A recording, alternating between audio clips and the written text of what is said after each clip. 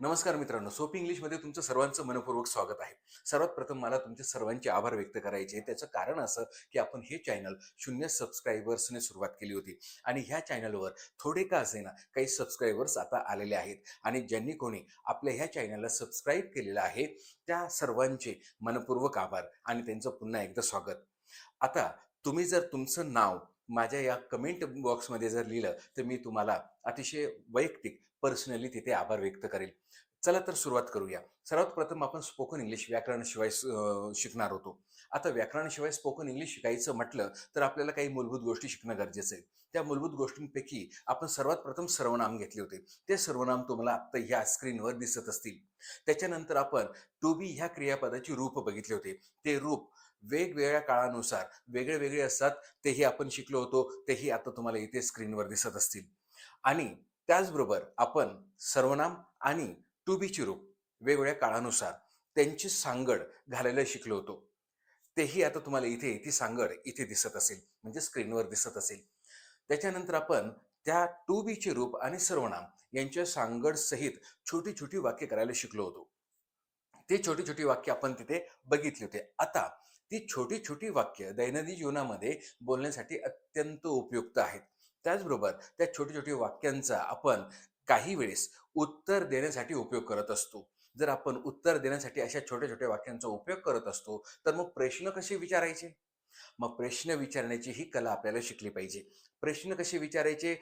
तर आपण जे मूलभूत गोष्टी शिकलो, सर्वनाम आणि टू बी या क्रियापदाचे वेगवेगळ्या काळानुसार रूप यांचीच सांगड पुन्हा एकदा घालायची. पण ती कशी घालायची ते मी तुम्हाला फळ्यावर दाखवतो. चला तर सुरुवात करूया. मित्रांनो, स्पोकन इंग्लिश शिकत असताना या मूलभूत गोष्टींकडे का लक्ष द्यावं लागतं हे तुमच्या आता लक्षात येईल. आपण ज्या गोष्टी शिकलो त्याच्या साहाय्याने एक पायरी आपण अलगद पुढे सरकतो. आता बघूया, आपण साधे-साधे वाक्य बनवले होते. आता प्रश्नार्थक वाक्य कशी बनतात? आपण या अगोदर जे काही शिकलो होतो त्याच्याच आधारे इथे आपण जे शिकणार आहोत. आता सर्वात प्रथम मी तुम्हाला इथे सांगतो क्वेश्चन्स. क्वेश्चन्स म्हणजे प्रश्न हे तुम्हाला माहीत आहे. आता इथे मी येस नो टाइप क्वेश्चन्स असं का लिहिलं आहे? कारण की ज्या प्रकारचे प्रश्न आपण इथे बनवायला शिकत आहोत, त्या प्रश्नांचं उत्तर एकतर हो किंवा नाही एवढंच येतं आणि म्हणूनच त्याला आपण येस नो टाइप क्वेश्चन्स असं म्हणतो. चला बघूया. सर्वात प्रथम प्रेझेंट टेन्स वर्तमान काळ. वर्तमान काळामध्ये टू बीचे रूप कोणते? एम, इज, आर हे आपण शिकलो आहोत. आणि त्याच टू बीच्या रूपांची आणि सर्वनामांची सांगड कशा प्रकारे घातली जेणेकरून आपल्याला येस नो टाइप क्वेश्चन्स तयार करता येतात. बघूया. सर्वात प्रथम आपण काय शिकलो होतो? आय एम, मी आहे. आता केवळ त्या आय एमची जागा आपण काय केली? अदलाबदल केली. म्हणजेच काय, की त्यांची जी रचना आहे ती फक्त आपण उलट-सुलट केली. म्हणजेच काय झालं आता? आय एमच्या ऐवजी एम आय, मी आहे का? असं छोटासा फरक तुम्हाला लक्षात येईल. त्याचप्रमाणे तसंच आपल्याला सर्व काही करायचे कारण की हे आपण अगोदर शिकलेलो आहोत. आर वी, आम्ही आहोत का?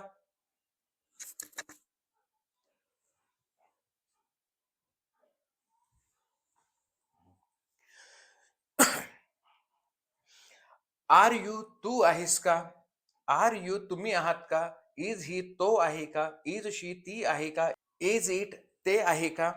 आर दे, ते आहेत का? म्हणजे तुमच्या असं लक्षात येईल, की सर्वनाम आणि टू बीची रूप यांची अदलाबदल केली. म्हणजे त्यांची जी रचना आहे, त्यांची जी सांगड आपण शिकलो होतो या अगोदरच्या व्हिडिओमध्ये, त्यांची अदलाबदल केली, की आपोआप साधं वाक्याच्या ऐवजी प्रश्नार्थक वाक्य होण्यास मदत होते.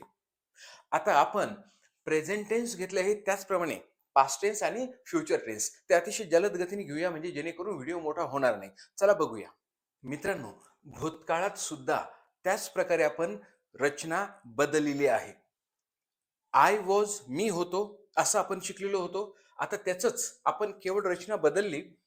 वॉज आय, मी होतो का? असं छोटंसं रचनामध्ये बदल झाला. वेर यू, तू होतास का? वेर यू, तुम्ही होते का? वॉज ही, तो होता का? वॉज शी, ती होती का? वॉज इट, ते होते का? आणि वेअर दे, ते होते का? अशा प्रकारे आपण ॲमिजार आणि आता वॉजवेअर यांची जडणघडण कशी बदलली जेणेकरून येस नो टाइप क्वेश्चन्स तयार होतात हे तुमच्या लक्षात येईल. आता लगेच भविष्य काळाकडे वळूया. मित्रांनो, वर्तमान काळ आणि भूतकाळ यांच्या रचनेमध्ये जसं आपण फेरबदल केला त्याच प्रकारे आपण भविष्य काळातही फेरबदल केलेला आहे. फ्युचर टेन्स भविष्यकाळ. शाल आय बी, मी असेल का? या अगोदर आपण काय शिकलो होतो? आय शॅल बी, मी असेल असं शिकलो होतो. आणि आता केवळ तो शाल आपण आयच्या अगोदर आणून ठेवला म्हणजे आपोआपच येस नो टाइप क्वेश्चन तयार झाला. त्याच प्रकारे हे सर्व झालेले आहे. शाल वी बी, आम्ही असू का? विल यू बी, तू असशील का? विल यू बी, तुम्ही असाल का? विल ही बी, तो असेल का? विल शी बी, ती असेल का? विल इट बी, ते असेल का? आणि विल दे बी, ते असतील का? तर अशा प्रकारे आपण वर्तमान काळ, भूतकाळ आणि भविष्यकाळ यांच्या टू बीच्या रूपांची आणि सर्वनामांची जडणघडण थोडीशी फेरबदल करून आपण येस नो टाइप क्वेश्चन्स बनवायला शिकलो. आता अर्थातच हे प्रश्नांचं सुरुवातीचं स्वरूप आहे. याच्यामध्ये आपल्याला वेगवेगळ्या प्रकारचे शब्द टाकले की आपण काय करू शकतो, छोटी छोटी वाक्य म्हणजे प्रश्नार्थक वाक्य तयार करू शकतो. आता इथे आपण काही उदाहरणं बघू आणि त्या उदाहरणांच्या साहाय्याने आपण स्पोकन इंग्लिशमध्ये पुढे एक पायरी सरकूया. बघूया कसे होतील ते वाक्य. मित्रांनो, एस नो टाइप क्वेश्चन्स कसे तयार करायचे त्याचे एक उदाहरण मी फळ्यावर घेतलेलं आहे. त्या अगोदर आपण इथे एकवचन, अ टीचर, त्याचा अर्थ शिक्षक किंवा शिक्षिका आणि ह्या अ टीचरचं अनेक वचन टीचर्स हे घेतलेलं आहे. आता आपल्याला हळूहळू एक एक शब्द नवीन नवीन शिकायचा असेल, अर्थातच तुम्ही जितके अधिक शब्द शिकाल तितके अधिक वाक्य तुम्ही करू शकाल. तर आपण इथे उदाहरण म्हणून केवळ टीचर हा एक शब्द घेतलेला आहे. तर बघूया इथे, मी शिक्षक आहे हे आपण या अगोदर शिकलेलो आहे. आय एम अ टीचर हे आपण शिकलो.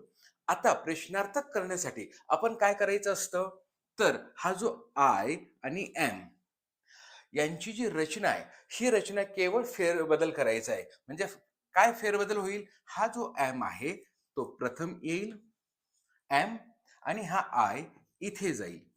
मग आय एमचा अर्थ मी आहे असा होतो, परंतु एम आयचा अर्थ मी आहे का? मग काय, शिक्षक. आता अ टीचर घेणार की टीचर्स घेणार, तर मी एक वचन आहे हे आपण या अगोदरच्या व्हिडिओमध्ये तुम्हाला सांगितलं आहे. तर मग मी म्हणजेच आय एक वचन असल्यामुळे आपल्याला एक वचनच घ्यावं लागेल. म्हणूनच काय झालं, एम आय अ टीचर असं छोटस वाक्य म्हणजे प्रश्नार्थक वाक्य तयार झालं. Am I a teacher. आता याचं उत्तर हो असेल तर एस आणि नाही असेल तर नो असं निघणार आहे. म्हणजे am I a teacher, yes you are a teacher, किंवा yes I am a teacher असं मी स्वतः म्हणू शकतो. तर आता इथे बघूया, या प्रकारे जसं मी शिक्षक आहे तसंच आपण काय म्हणू शकतो, आर वी टीचर्स. आता टीचर्स का घेतलं, कारण की वी अनेक वचन आहे. म्हणून आर वी टीचर्स, आम्ही शिक्षक आहोत का? आर यू अ टीचर, तू शिक्षक आहेस का? आर यू टीचर्स, तुम्ही शिक्षक आहात का? इज ही अ टीचर, तो शिक्षक आहे का? जर तो शिक्षक असेल तर आपण म्हणू हो, he is a teacher. Yes, he is a teacher असं आपण सांगूया. म्हणजे समोरच्याला याचं उत्तर आपण अशा पद्धतीने देऊ शकतो. त्याचप्रमाणे पुढे, इज शी अ टीचर, ती शिक्षिका आहे का? आता आपण इथे ईटचा वापर करणार नाहीये. का? कारण की ईट एकच प्राणी, एकच पक्षी, एकच निर्जीव वस्तू इत्यादींसाठी वापरलं जातं आणि शिक्षक या तिघांपैकी कोणी असू शकत नाही. तर पुढचं काय आहे मग? ते शिक्षक आहेत का? म्हणजेच काय? Are they teachers? मग ते शिक्षक आहेत का? अशा प्रकारे तुम्हाला इथे स्क्रीनवर सुद्धा दिसत असेल. याच प्रकारे आपल्याला भूतकाळातही करावं लागेल. जसं मी शिक्षक होतो. I was a teacher. हे झालं साधं वाक्य. परंतु यालाच जर आपल्याला प्रश्नार्थक करायचं असेल तर काय करावं लागेल? आय वॉज, तर वॉज आणि आय यांच्या रचनेची अदलाबदल करावं लागेल. म्हणजेच वॉज आय अ टीचर, मी शिक्षक होतो का? असा प्रश्न तयार बनेल. त्याच प्रकारे पुढे आपण अशी रचना ज्या प्रकारे तुम्हाला इथे स्क्रीनवर दिसत असेल, त्याच्या पुढे भविष्यकाळात कसं होईल? I shall be a teacher, मी शिक्षक असेल म्हणजे भविष्यात असेल असं तुम्हाला सांगायचं असेल तर. आता हे झालं साधं साधं वाक्य.